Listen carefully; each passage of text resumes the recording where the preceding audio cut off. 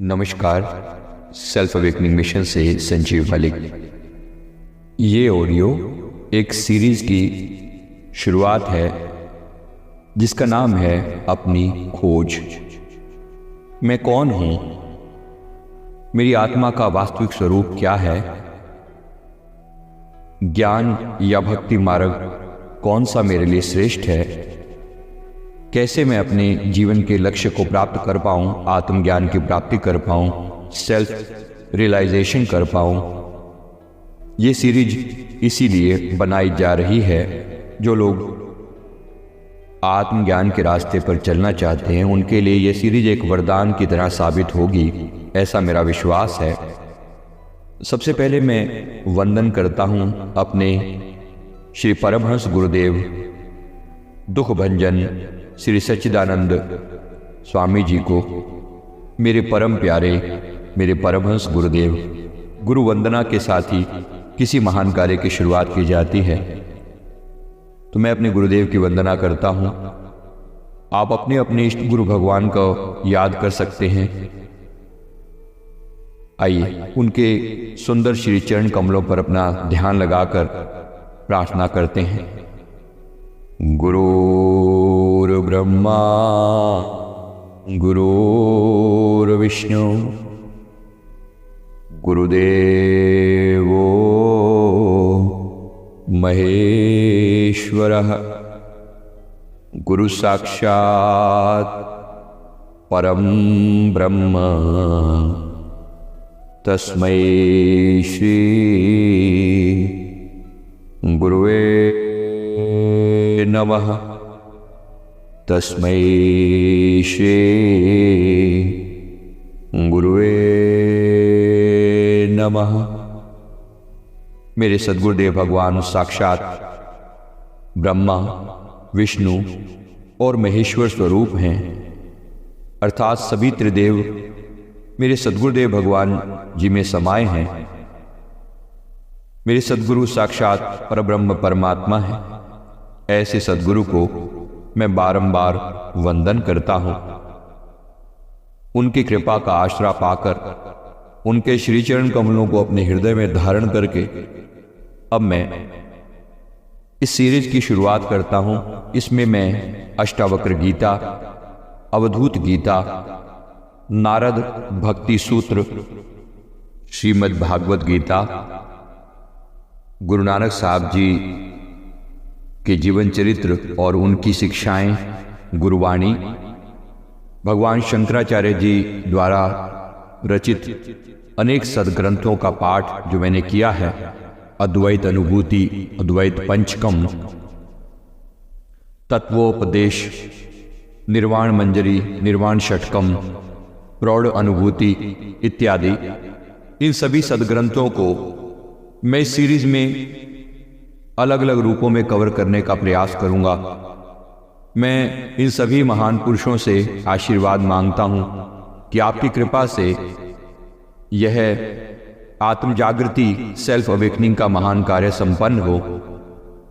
आइए शुरुआत करते हैं।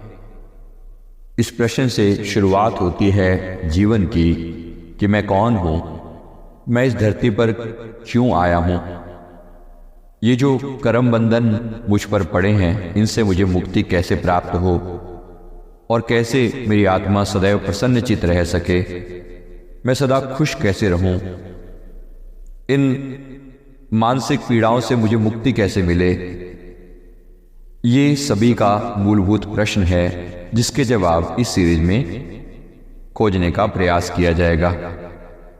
शुरुआत करते हैं अष्टावक्र गीता से। यह सेम सवाल महाराज जनक जी ने ऋषि अष्टावक्र जी से पूछा है। ऋषि अष्टावक्र एक 12 वर्ष के बालक हैं। उनका शरीर 8 जगहों से टेढ़ा है।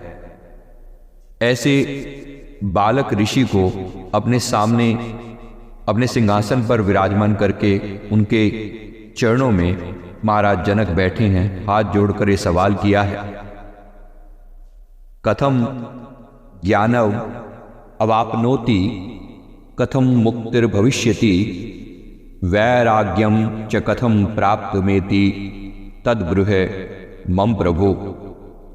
हे स्वामी, हे प्रभु, ज्ञान कैसे प्राप्त होता है, मुक्ति कैसे प्राप्त होगी, वैराग्य को कैसे प्राप्त होऊंगा, यह मुझसे कहें। ये वही प्रश्न महाराज जनक ने पूछे हैं जो हमारे मन में अनेक तरह की जिज्ञासाएं उठती रहती हैं। भारतीय संस्कृति में गुरु शिष्य संबंधों को अलौकिक माना गया है। गुरु ज्ञान रूप होता है, जबकि शिष्य समर्पण की प्रतिमूर्ति। और जो गुरु के श्री चरणों में बैठकर शिष्य अध्यात्म की जिज्ञासा प्रकट करता है, तब तो वहां पर वह दिव्य घटता है। जब अध्यात्म की जिज्ञासा जागती है तो और सब निस्सार लगता है। शिष्य जानता है कि गुरु ही उसके भीतर दहकती ज्वाला को शांत कर सकते हैं। और जब गुरु ऐसे शिष्य को पा लेते हैं तो वे स्वयं भी अपने जीवन को सार्थक मानते हैं। गुरु शिष्य दोनों ही एक दूसरे को पाकर कृतकृत्य हो जाते हैं। महाराज जनक शिष्य रूप में गुरु को प्रभु कहकर संबोधित कर रहे हैं। प्रभु अर्थात स्वामी, ऐसा स्वामी जिसमें मालिक होने का भाव नहीं है।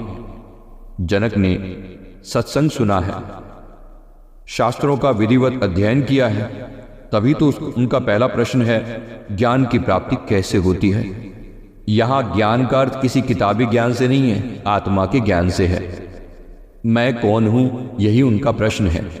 साथ ही उन्होंने यह भी पूछा कि मुक्ति कैसे होगी। ये जो जन्म मरण का चक्र है, इससे मुक्ति कैसे होगी। इसके साथ ही उन्होंने वैराग्य च कथम प्राप्तमेति, वैराग्य भी मांगा कि वैराग्य कैसे प्राप्त होगा, क्योंकि इतना ज्ञान तो उन्हें है कि बिना वैराग्य के मुक्ति प्राप्त नहीं होगी।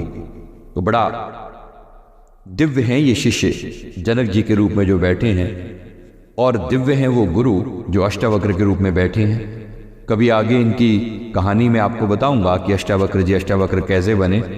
फिलहाल इस सवाल का जवाब अष्टावक्र जी ने किस प्रकार से दिया, आइए सुनते हैं। मुक्तिम इच्छसि चेतात विषयान विषवत त्यज। अगर तू मुक्ति चाहता है तो सबसे पहले विषयों को विष के समान त्याग दे। साथ ही कहा, क्षमा आर्जव दया तोष सत्यम पीयूष वद भज। ये भी कहा कि क्षमा, दया, आर्जव और सत्य का अमृत के समान सेवन करो। यहां पर सीधा सीधा सवाल होता है, ये विषय क्या है। विषय अर्थात अलग अलग तरह की इच्छाएं। हमारी पांचों इंद्रियों की अलग अलग इच्छाएं हैं, इन्हें विषय कहा जाता है। आंखें चाहती हैं कि कुछ सुंदर स्वरूप देख लिया जाए, किसी का रूप देखा जाए, जो सुंदर लगे उसे बार बार देखा जाए। कान चाहते हैं कि अपनी तारीफ सुनी जाए, कुछ अच्छा संगीत सुना जाए, कुछ अच्छा आनंददायक चीजें सुनी जाएं, किसी की बुराई सुनी जाए। नाक चाहता है अलग अलग तरह की सुगंधी उसे प्राप्त होती रहे। जीभ चाहती है कि उसे तरह तरह के स्वाद मिलते रहें। स्किन यानी त्वचा चाहती है कि उसे कोमल स्पर्श मिलता रहे। 5 तरह के मुख्य विषय हैं और इनसे जुड़े हुए अन्य और 25 तरह की इच्छाएं, डिजायर्स, वासनाएं हैं। ऐसी ही काम वासना भी है। मन चाहता है कि इन्हीं चीजों में वो लिप्त रहे। तो यहां पर अष्टावक्र सीधा सीधा फरमा रहे हैं कि हे तात, यदि तुम सच में मुक्ति की इच्छा रखते हो तो सबसे पहले विषयों को विष के समान छोड़ दो, अर्थात इंद्रियों से मिलने वाले इन सभी सुखों को छोड़ो। अब जरा अपने मन में विचार करके देखें कि हमारा मन तो इन्हीं चीजों में लिप्त रहता है। मन की जो भी कार्यवाही होती है वो चाहता है कि उसे आंखों से अच्छा देखने को मिले, कानों से अच्छा सुनने को मिले। लोग किस तरह से सारा सारा दिन वीडियोस देखते रहते हैं, एंटरटेनमेंट, मजाक देखते रहते हैं, बड़ी खुशी होती है उन्हें। तरह तरह के पहनावे, तरह तरह के खान पान की चीज़ें, उन्हें हर तरह के विषय चाहिए। और इंद्रिय भोग, विषय वासनाएं, ये सब विषय जो हैं हमारे इस मन को इस संसार में भटकाने का पूरा साधन है। ऐसा लगता है कि प्रकृति ने एक जाल बिछाया हुआ है यहाँ पर, और संसार के अधिकतर लोग उसमें फंसे हुए हैं। पहले वो विषयों की मांग करते हैं, और जब विषयों में फंस जाते हैं तो फिर दुखी होते हैं। अब उसे बार बार वही वासनाएं खींचती हैं अपनी ओर। जिस व्यक्ति ने एक बार जिस तरह के विषय का भोग कर लिया, फिर वो उस विषय के पीछे बार बार दौड़ता है, उसी सुख को पकड़ने का हर साधन अपनाता है। इस व्यक्ति से मुझे सुख मिला, इस व्यक्ति को अपना लो। इस खान पान से सुख मिला, ये खान पान बार बार चाहिए। इस फ्रेग्रेंस से मुझे अच्छा लगा, तो ये फ्रेग्रेंस मुझे बार बार चाहिए। इस व्यक्ति का स्पर्श मुझे अच्छा लगा, ये स्पर्श बार बार चाहिए। उसके लिए फिर चाहे कुछ भी कुर्बान करना पड़े, वो अपने आप को झोंक देता है इन विषयों के पीछे। अब जरा मैं आपसे प्रश्न करता हूं, जो लोग इस ऑडियो को सुन रहे हैं, जरा अपने आप से प्रश्न करें, क्या आपका मन भी इन्हीं चीजों में इसी प्रकार उलझा रहता है? क्या आप भी अपना समय इन्हीं एंटरटेनमेंट और मन को बहलाने वाले साधनों के पीछे पागल रहते हैं? या आपके मन में कुछ वैराग्य घटित हुआ है? या आपका मन कहता है कि नहीं, मैं उब गया हूं इन सब से, मुझे बाहर निकलना है? अगर आपके मन में तनिक भी वैराग्य है तो आप अपने आपके जानने के नजदीक हैं। आप इन बातों को तभी समझ पाएंगे। अष्टावक्र जी की ये बातें परम वैराग्य से भरी हैं, क्योंकि यहां पर वो व्यक्ति बैठा है जो खुद इन सब विषयों से पार है। उसकी वाणी में सत्यता है।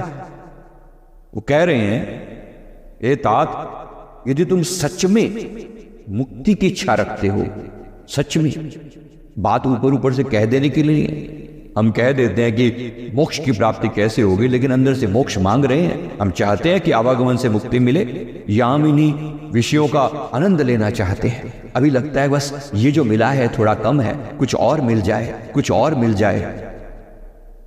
लोग किस प्रकार से पागल रहते हैं, हर तरह के विषयों के पीछे पागल रहते हैं। जरा देखें, ये कपड़े नहीं, कोई और कपड़े चाहिए।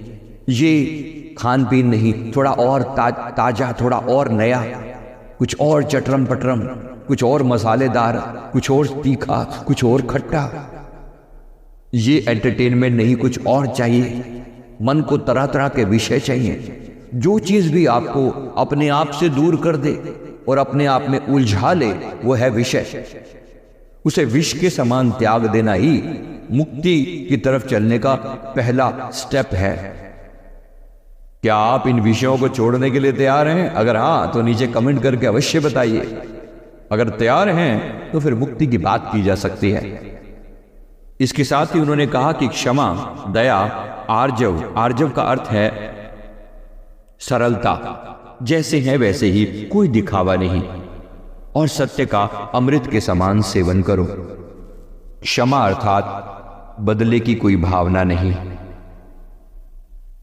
अदला बदला एक ऐसी कभी ना खत्म होने वाली प्रक्रिया है, किसी न किसी को तो उसे तोड़ना ही होगा। क्षमा के अलावा उसे तोड़ने का कोई दूसरा उपाय नहीं। मैंने कई बार माफी प्रार्थना का जिक्र किया है। माफी प्रार्थना, प्रेयर ऑफ फॉरगिवनेस के नाम से एक प्रेयर यूट्यूब पर डाली हुई है, जिसे लाखों लोगों ने किया है और लाभ उठाया है। जीवन में जो भी दुख हैं उससे मुक्ति पाने का एक बेहतरीन उपाय है माफी प्रार्थना, माफ कर देना और माफी मांग लेना। तो माफी प्रार्थना एक अहम हिस्सा है आत्मा की मुक्ति का। जो क्षमा कर रहा है उसमें करुणा का भाव होना चाहिए। जिसे क्षमा किया जा रहा है उसके प्रति यह भाव होना चाहिए कि मैं अपनी की हुई हर गलती के लिए पूरे हृदय से माफी मांगता हूं और आपकी गलतियों के लिए आपको क्षमा करता हूं। इसके लिए एक खुला हुआ विशाल हृदय होना चाहिए। माफ कर देना कोई बच्चों का खेल नहीं है। अगर आप माफ कर सकते हैं इसका मतलब आपका हृदय चक्र खुला है, आपने अपने जीवन के सर्वोच्च आयाम को समझा है, जाना है, आपने अपने आप पर काम किया है। साधारण इंसान किसी को माफ भी नहीं कर सकता।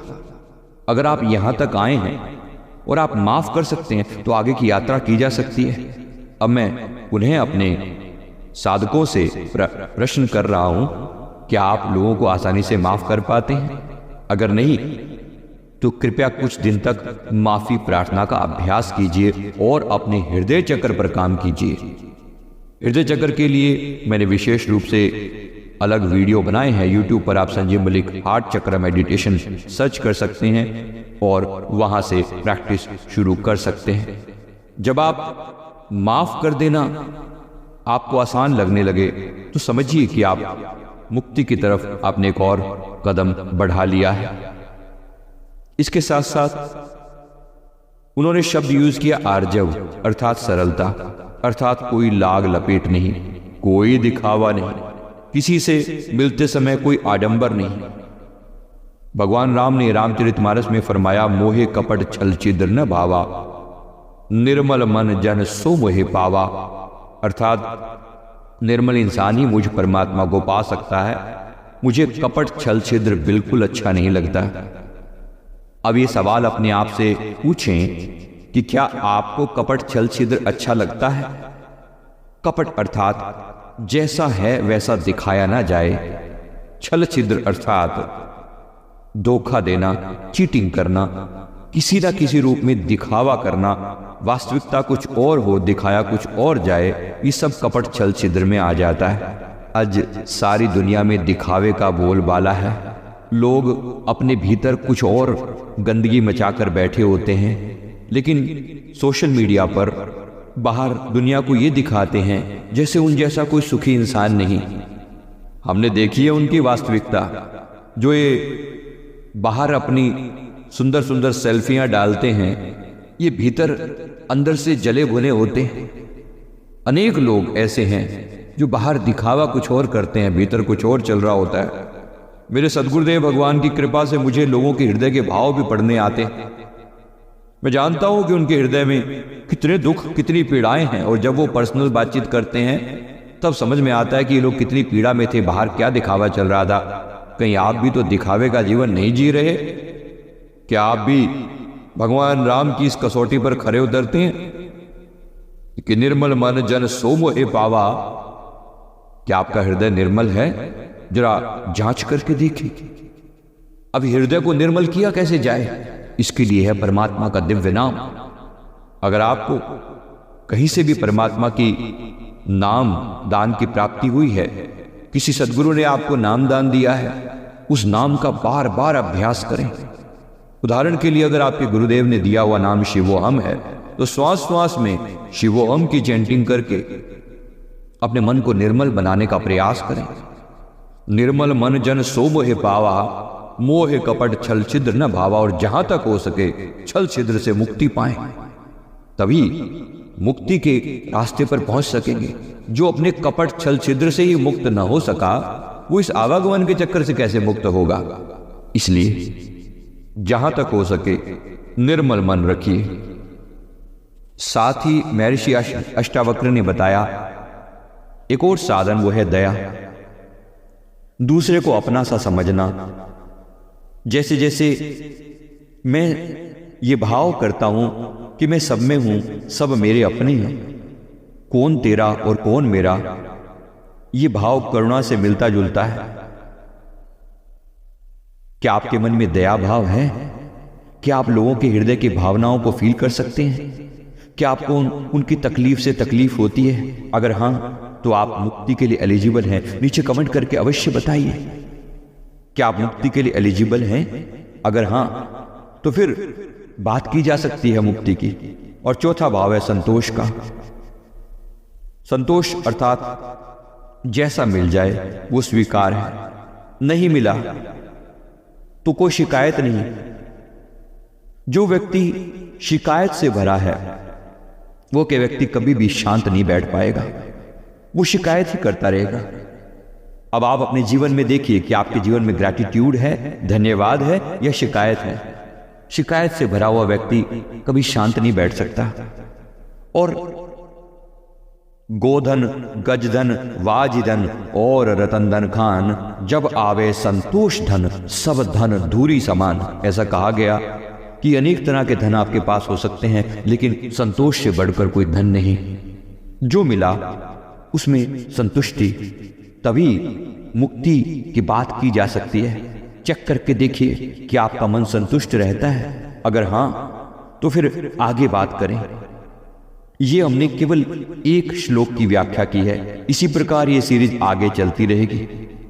मैं उम्मीद करता हूं कि अगर आप वीडियो या ऑडियो के माध्यम से इसे जहां भी देख रहे हैं, सुन रहे हैं, तो इस वीडियो या ऑडियो को प्लीज लाइक करें और लोगों के साथ भी शेयर करें। एक बहुत ही खूबसूरत यात्रा का आनंद हम यहाँ पर लेने वाले हैं, तो साथ जुड़े रहिए। Thank you very much. Self awakening mission से संजीव मलिक। Thank you.